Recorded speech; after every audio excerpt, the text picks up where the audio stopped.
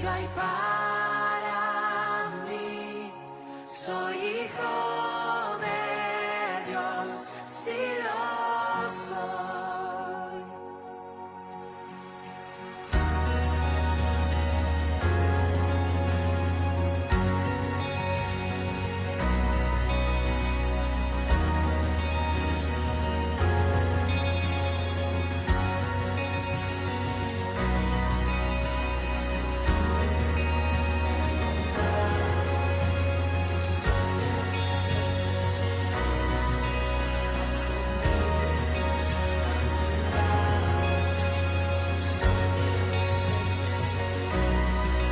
Escogido, perdonado, yo soy quien dices que soy.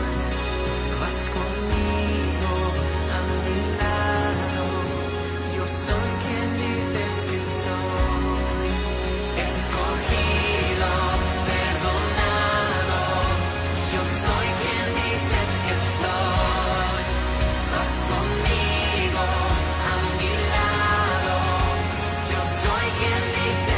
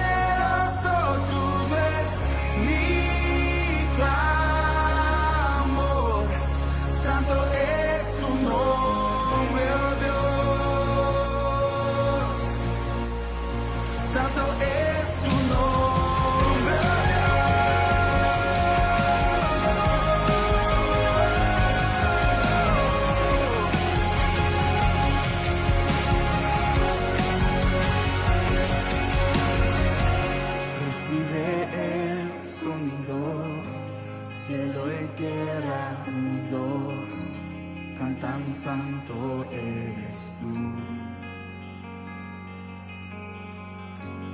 Y si te exalta, haz que arda en mi alma una pasión por ti, Jesús.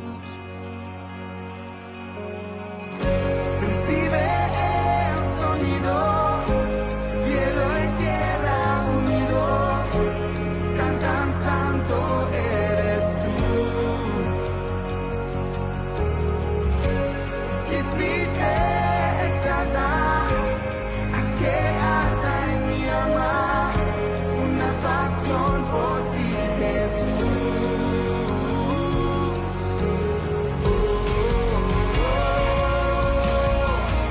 En tu grandeza, encuentra fuerza, mi quebrantado corazón. Eres santo, con el cielo canto, santo, poderoso, tuyo es mi clamor, santo es tu nombre, oh Dios. Eres santo, con el cielo canto, santo, poderoso, tuyo es mi clamor, santo es tu nombre, oh Dios, santo es tu nombre, oh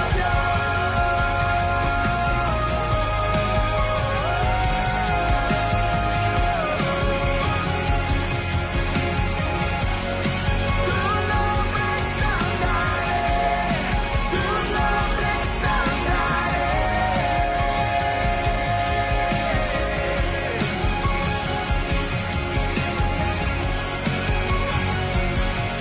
Eres digno, Salvador, tú eres digno, Rey eterno, tuyo es mi clamor, santo es tu nombre, oh Dios.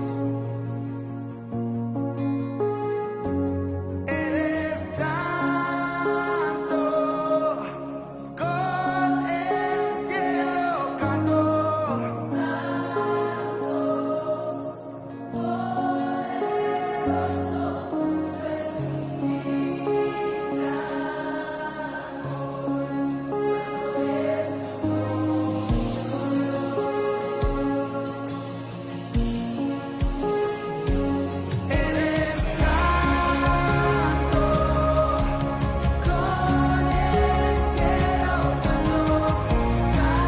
clamor.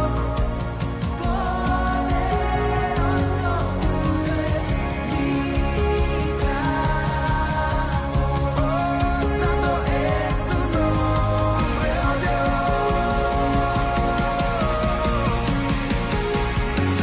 Eres santo, con el cielo canto. Muy buenos días, queridos hermanos, amigos, simpatizantes, aquellos que nos están viendo desde las diversas redes sociales. Bienvenidos a este ciclo ¿Sabías qué?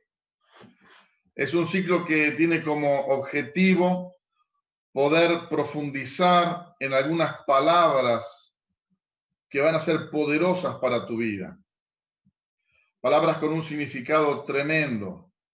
Palabras que están expresadas en la Biblia. Pero no solamente va a ser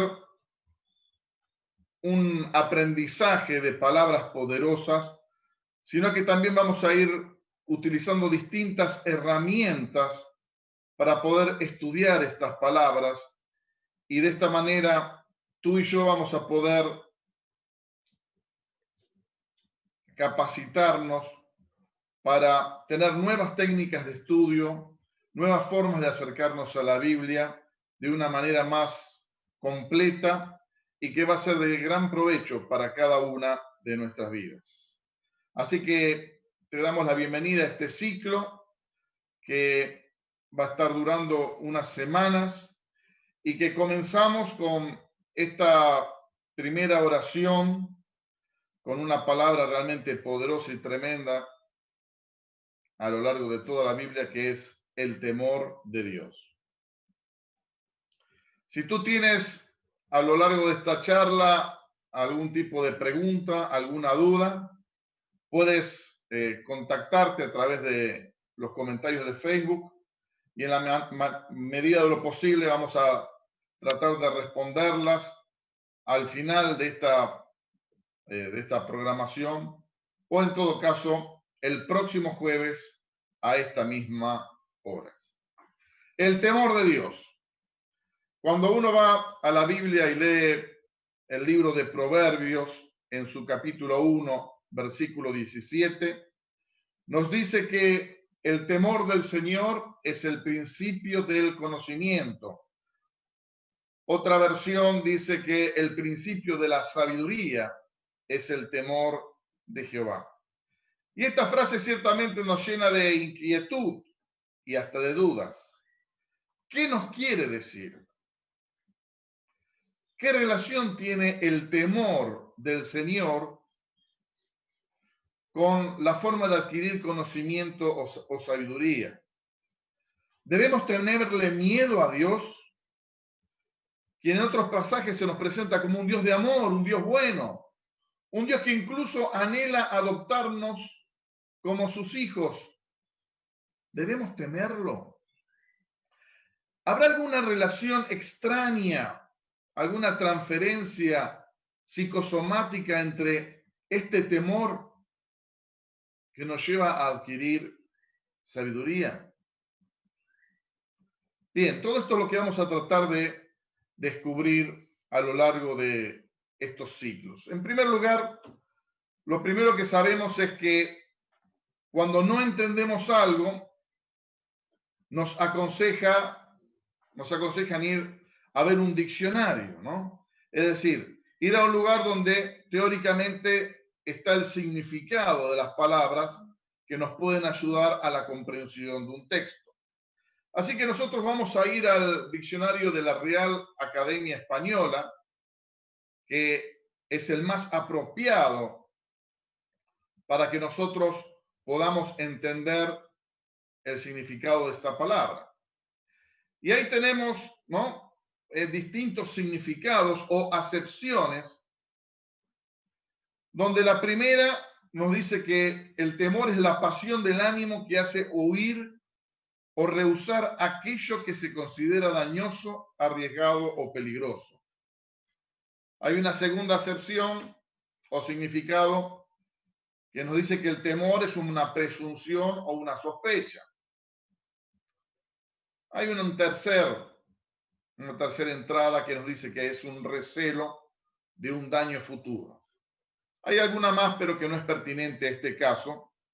Y lo cierto es que en estas acepciones simples de la palabra temor no nos van a ayudar mucho, porque en realidad se nos habla del temor como algo negativo, ¿no? Algo que amenaza nuestra existencia y que seguramente no tiene nada que ver con lo que Dios nos está queriendo hablar en su palabra a través justamente de este término temor o del temor de Dios.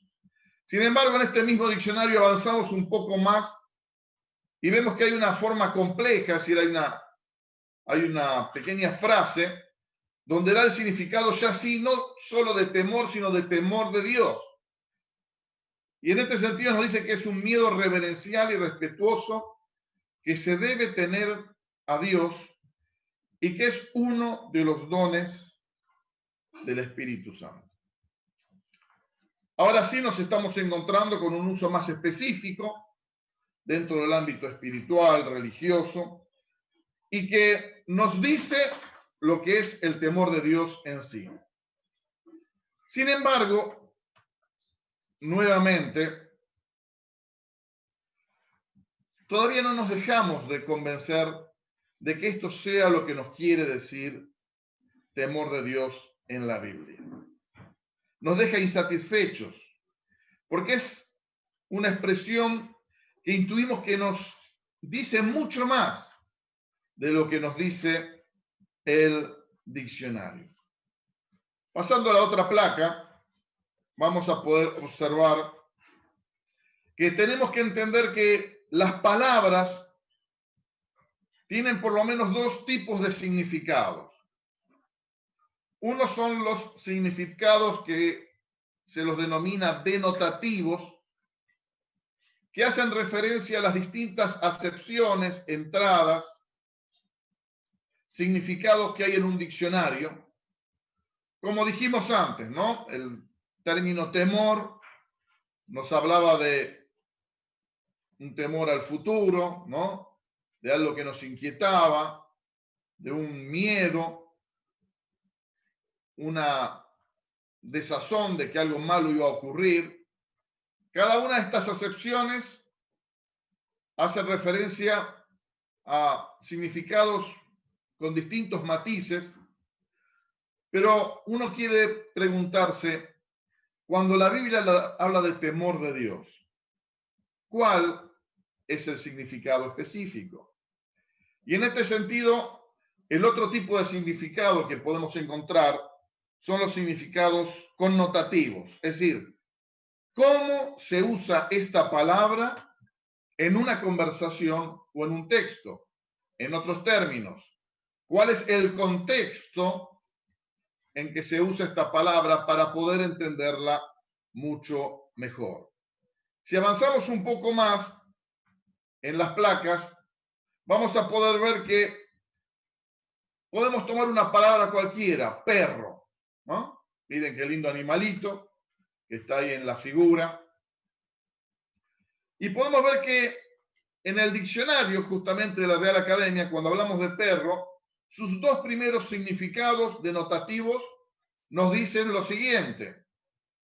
Leyendo en la próxima placa vamos a ver que el primer significado hace referencia a un mamífero doméstico de la familia de los cánidos, de tamaño, forma y pelaje muy diversos, según las razas, que tiene olfato muy fino y es inteligente y muy leal a su dueño. Pero hay otra acepción, otro significado para la palabra perro, que nos dice que es persona despreciable y que se suele usar como una especie de insulto. ¿Cómo debo entender el término perro en una conversación o en un texto? Si pasamos a la próxima placa, nos vamos a dar cuenta que esto que hemos leído son justamente significados denotativos que están en el diccionario. Pero ¿cómo puedo saber cuál de estos significados es el que debo usar en una oración determinada? Por ejemplo, en la próxima placa tenemos dos oraciones muy simpáticas. Una que nos dice que el perro de mi amigo era muy simpático y ladraba en tono grave. La otra oración nos dice, Juan me trató muy mal, es un perro. Entonces, en el contexto podemos entender ya que la primera oración hace referencia justamente a nuestros simpáticos y amables amigos, nuestras mascotas, que muchos de nosotros tenemos y apreciamos. El perro de mi amigo era muy simpático y ladraba en tono grave. Hace referencia al mamífero, amigo del hombre.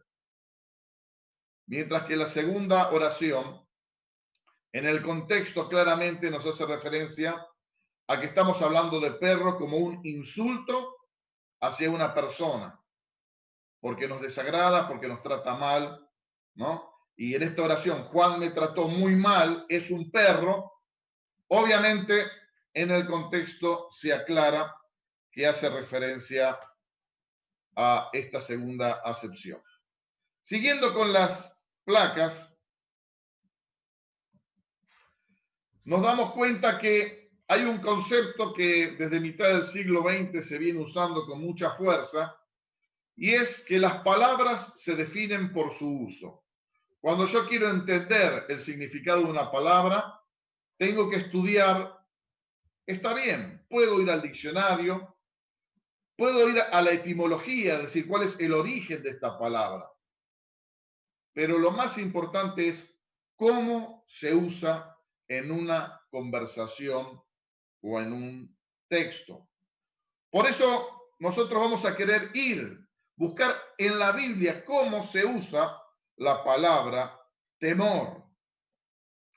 En este sentido, queridos oyentes, es muy interesante cuánta confusión muchas veces traemos a nuestras vidas cuando aún leemos la Biblia y no entendemos estos conceptos.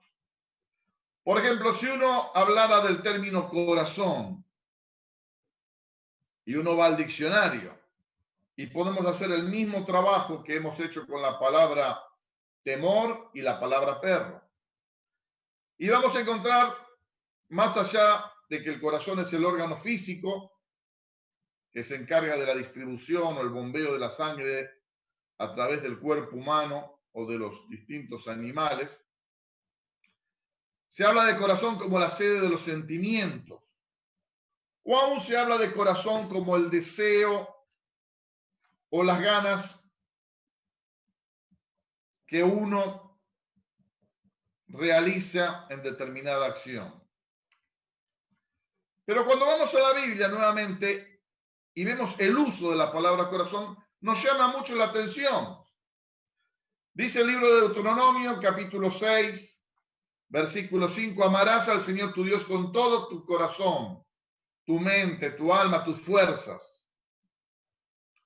Y luego dice en el versículo siguiente que estas palabras las pondrás sobre tu corazón.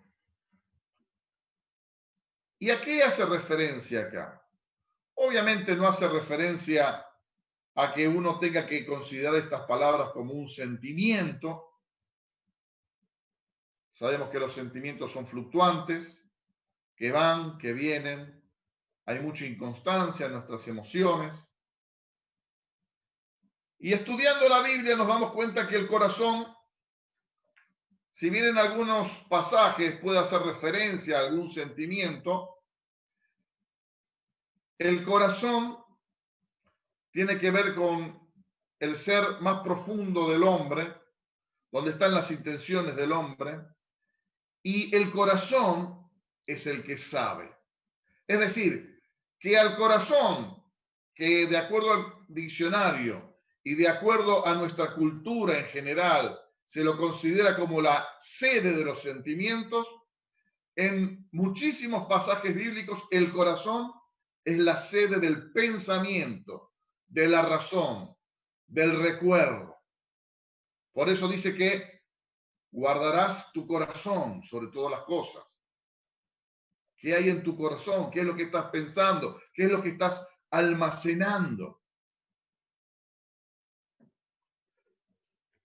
Qué tremendo es poder entender esto para poder traer luz sobre nuestras vidas y aún si estamos enseñando o predicando, tener la certeza de que lo que estamos diciendo tiene que ver con la palabra del Señor. Porque los diccionarios pueden ser muy buenos, pero no dejan de tener significados y acepciones generales. El verdadero sentido de las palabras se da en el contexto, en lo que se llama el significado connotativo. Esto nos lleva también a otro tema, que hay palabras iguales con distintos significados. Una de ellas es la palabra mundo. Cuando vemos en Juan 3:16 dice que de tal manera amó Dios al mundo. Y hace referencia justamente a que Dios amó al hombre, amó al ser humano, amó a su criatura. Por eso dice a continuación, para que todo aquel que en él crea no se pierda, mas tenga vida eterna.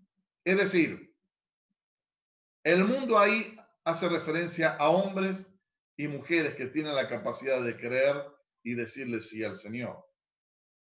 Sin embargo, hay pasajes como en Juan 12:31, entre otros, donde nos dice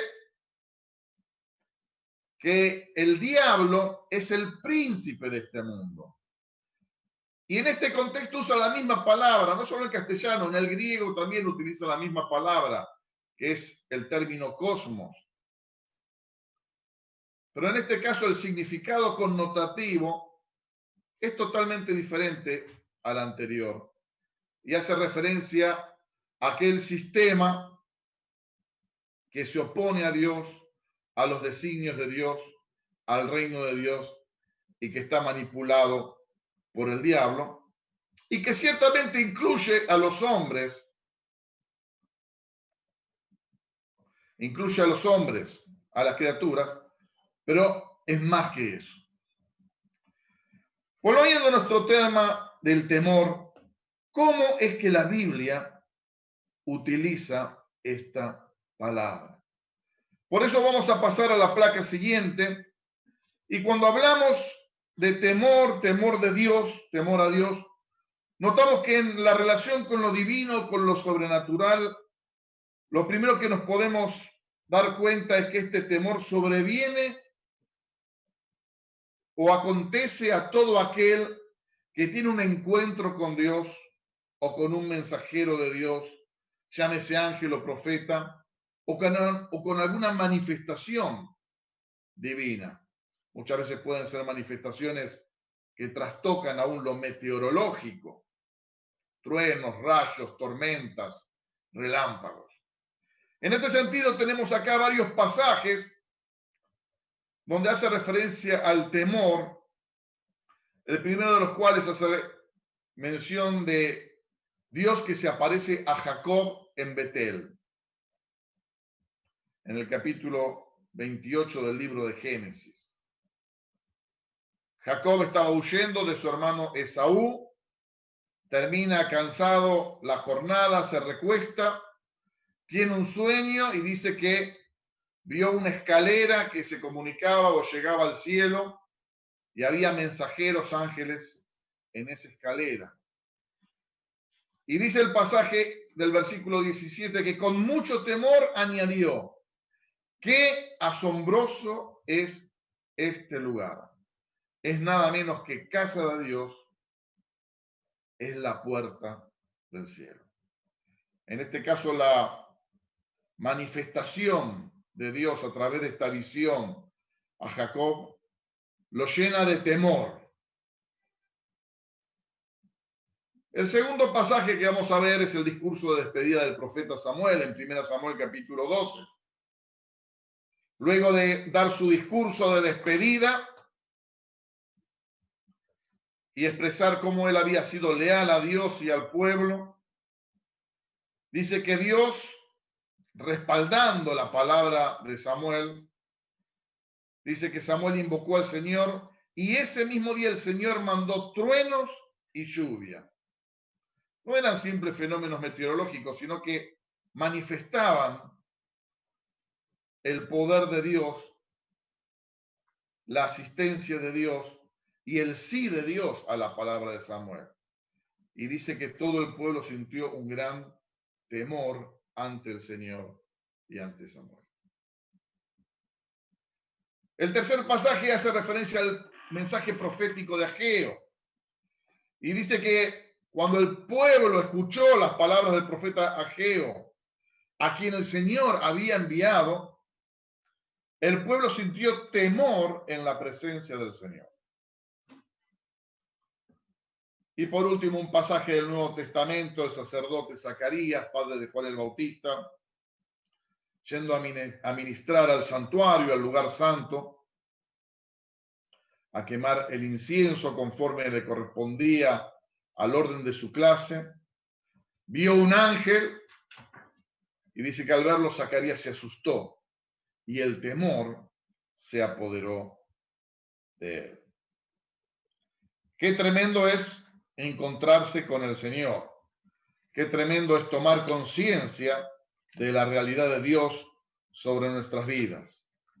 Qué tremendo es poder percibir que el Dios omnipotente, creador de los cielos y de la tierra, está presente en todo lugar, pero está delante mío, delante tuyo. Y cuando llegamos a tener conciencia de esta realidad, es claro que nos sobreviene un temor. Porque estamos frente a algo que nos trasciende, que es grande, que es tremendo. Esta situación de temor que nos relata la Biblia, la podemos complementar con aquellos pasajes en los cuales Dios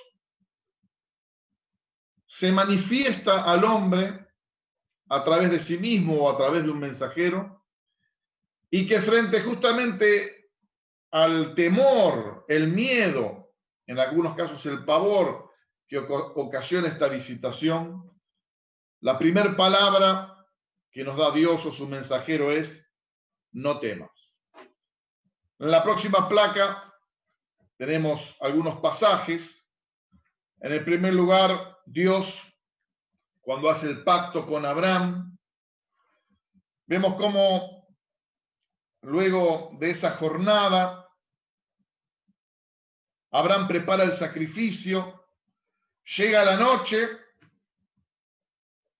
lo vence el cansancio y de repente ve una manifestación de la presencia de Dios.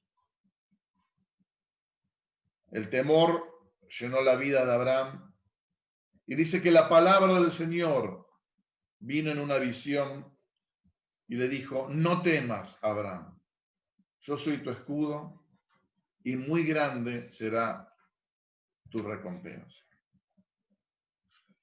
Dios se aparece también a Isaac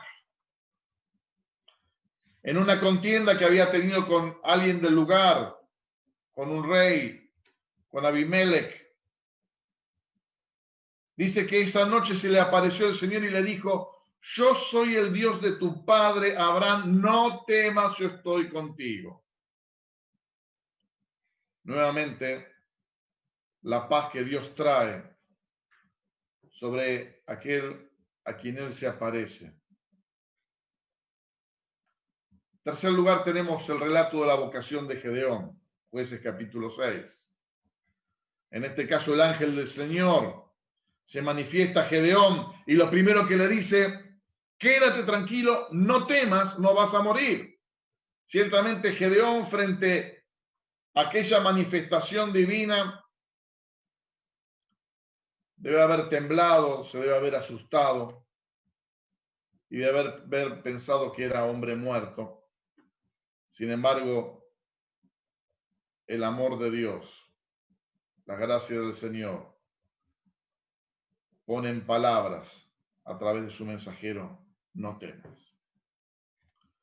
En cuarto lugar, ya un texto también del Nuevo Testamento, en el Apocalipsis, cuando el Señor resucitado se manifiesta a su siervo Juan, dice que nuevamente, fíjese qué tremendo, al ver esa manifestación del Cristo resucitado, Juan dice que al verlo caí como muerto, pero él, poniendo su mano derecha sobre mí, me dijo: no tengas miedo. Qué tremendo que es Dios y qué tremenda que es estas palabras. Tratando de resumir, podemos decir que el temor de Dios es una realidad que sobreviene al ser humano frente a una manifestación divina que lo lleva a tomar conciencia de quién es Dios y de quién es el hombre, de la santidad de Dios y la pecaminosidad del hombre, de la grandeza de Dios y la pequeñez del hombre. Y esto generalmente ocasiona en el hombre una postura aún física de arrodillarse, postrarse, y una actitud de corazón de profundo respeto, admiración y expectación. No es un simple miedo que nos hace huir. No es un simple terror de un demonio que nos atormenta. Es una clara conciencia de estar frente al Rey de Reyes y Señor de Señores.